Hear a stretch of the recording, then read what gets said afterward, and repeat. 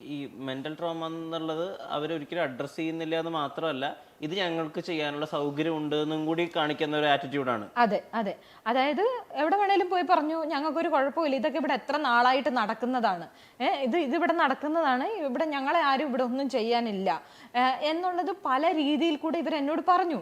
അറിയാലോ ഞങ്ങളുടെ ബലം എന്താണെന്നുള്ളത് പല രീതിയിൽ കൂടെ എന്നോട് പറഞ്ഞു.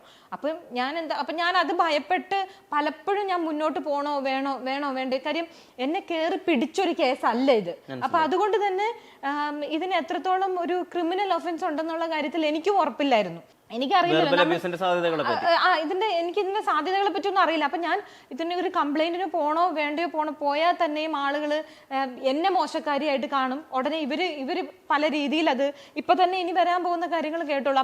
അപ്പൊ തന്നെ പല രീതിയിൽ ഇവർ അതിനെ ഡിഫെൻഡ് ചെയ്യാൻ ശ്രമിക്കുന്നതിന്റെ ഭാഗമായിട്ട് എന്നെ മോശക്കാരിയാക്കാൻ ശ്രമിക്കും. ഇതെല്ലാം വരും. അപ്പൊ ഇതിനെയൊക്കെ ഞാൻ അഭിമുഖീകരിക്കണം.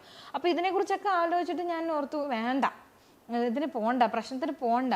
പക്ഷേ അപ്പോഴാണ് ഈ ഹേമ കമ്മിറ്റി റിപ്പോർട്ട് പുറത്തു വരുന്നത്. ഹേമ കമ്മിറ്റി റിപ്പോർട്ട് പുറത്തു വന്നതിന് ശേഷം ഞാൻ അവരോടെല്ലാം റിക്വസ്റ്റ് ചെയ്തു, നിങ്ങൾ ഇതിനെ അഡ്രസ്സ് ചെയ്യണം. പല സ്ത്രീകൾക്കും മോശം അനുഭവം ഉണ്ടായിട്ടുണ്ടെന്ന് അവർ തുറന്ന് സമ്മതിച്ചിരിക്കുകയാണ്. അപ്പോൾ അത് ആസ് പ്രൊഡ്യൂസേഴ്സ്, ആസ് എംപ്ലോയേഴ്സ് നമുക്ക് ഒരുപാട് കാര്യങ്ങൾ ചെയ്യാൻ പറ്റും.